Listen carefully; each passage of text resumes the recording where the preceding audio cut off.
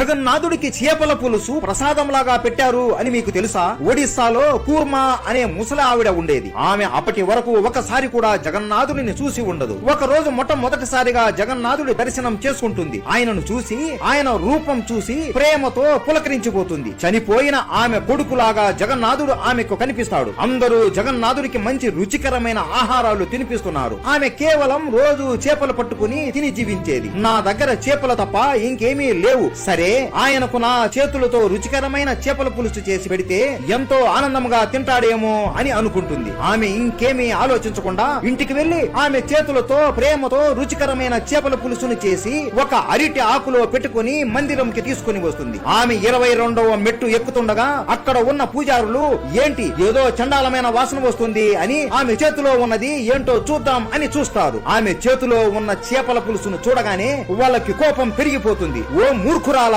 నీకు ఎంత ధైర్యం ఉంటే చేపలని తీసుకుని గుడి లోపలికి వస్తావు అని కూర్మా చేతిలో ఉన్న చేపల పులుసుని పడవేసి ఆమెను తోసివేస్తారు. ఆ కంపు కొట్టే చేపల పులుసు కింద పడగానే ఒక్క క్షణంలో ఆ దుర్వాసన కాస్త సువాసన లాగా మారిపోయి ఆ చేపల కాస్త పనస పండులాగా మారిపోయింది. వెంటనే ఆలయంలో ఉన్న జగన్నాథుడి విగ్రహం నుండి దివ్య వెలుగు వస్తుంది. అందరూ ఆమెను క్షమించండి అని చెప్పి లోపలికి పంపిస్తారు. ఆ ఆహారాన్ని జగన్నాథుడికి పెట్టగానే సాక్షాత్తు ఆయనే ప్రత్యక్షమై నా కోసం ఇంత కష్టపడి ప్రేమతో చేశావు కదా తల్లి, దాన్ని వృధా ఎలా కానిస్తాను అని ప్రేమతో మొత్తం తినేసి ఆమెను దీవిస్తాడు. అందరూ జై జగన్నాథ అని కామెంట్ చేసి సబ్స్క్రైబ్ చేసుకోండి.